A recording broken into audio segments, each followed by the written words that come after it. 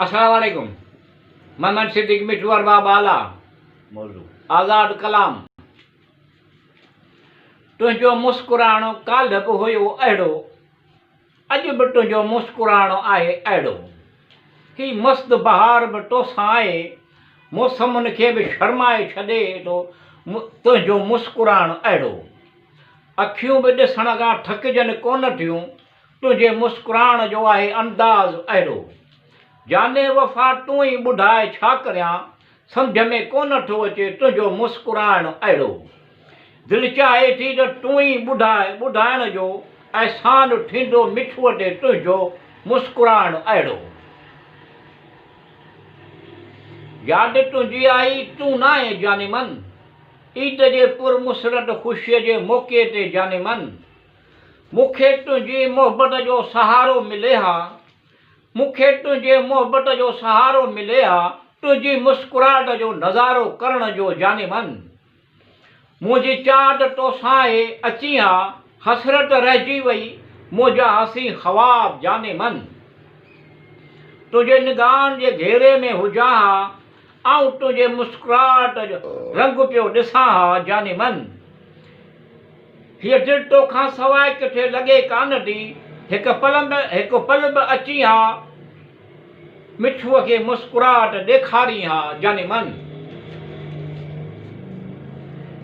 इहा तननि वारी मुस्कुराहट किथां सिखे, इहा तंज़िया मुस्कुराहट किथां सिखे, इहा तननि वारी मुस्कुराहट किथां सिखे, इहा तंज़िया मुस्कुराहट किथां सिखे।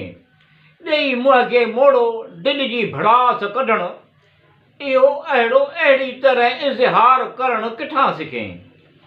मूंखे ख़बर नाहे तूं छो ख़फ़ा आहीं, अहिड़ी मैना ख़ेज़ मुस्कुराहट किथां सिखे। तुंहिंजे अहिड़े गुस्से करण ते बि प्यार अचे थो, अहिड़ी मजबूर मुस्कुराहट किथां सिखे। तोखे ॾिसी अॼु घणो कुझु यादि अचे थो, इहे मुस्कुराहटूं मिठू, पर इहा मुस्कुराहट किथां सिखे। तो त मूंखे खिलणु सेखारियो, नाकाम थिजे थो त जहिड़ो दिलि टुटी थी, पर परचणु तो त सेखारियो। तुंहिंजी मुस्कुराहट खां सवाइ ॿियो छा आहे, दुनिया जे नज़ारनि में मूंखे तो हलणु सेखारियो। उजड़ियल गुलशन खे तो आहे संवारियो, उनखे गर्दिश मां बचणु तो त सेखारियो।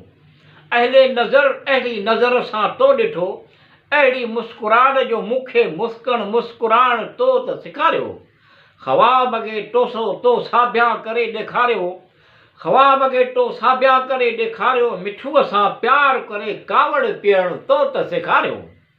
ख़्वाब खे तो साबिया करे ॾेखारियो, मिठूअ सां प्यार करे कावड़ पीअणु तो सेखारियो। कहिड़ो त मुस्कुराइण में ख़ूब लॻे थो, मुस्कुराईंदो रहे कावड़। कहिड़ो त मुस्कुराइण में ख़ूब लॻे थो, मुस्कुराईंदो रहे कहिड़ो बाब लॻे थो। तूं कॾहिं ग़मगीन न थिए, अलाए छा थिए थो, मुस्कुराइण में त इज़त बाब लॻे थो। कॾहिं ख़्यालु अचे थो हीअ मुस्कुराहट छा मुंहिंजे लाइ बणाई वई आहे, कॾहिं ख़्यालु अचे थो त हीअ मुस्कुराहट छा मुंहिंजे लाइ बणाई वई आहे। इहो सोचे अहिड़ो ताब लॻे थो। तूं जे खिली थो त गुल टिड़ी था पवनि, तूं जे खिली थो त गुल टिड़ी था पवनि, गुलनि खां बि वधीक नाज़ुक जहिड़ो ख़्वाब लॻे थो। तुंहिंजी इनायत अलीम आहे, तुंहिंजो करम आहे करीम, तुंहिंजी इनायत अलीम आहे, तुंहिंजो करम आहे करीम। घणा ई अहसान आहिनि मिठूअ ते, लाजवाब लॻी थो।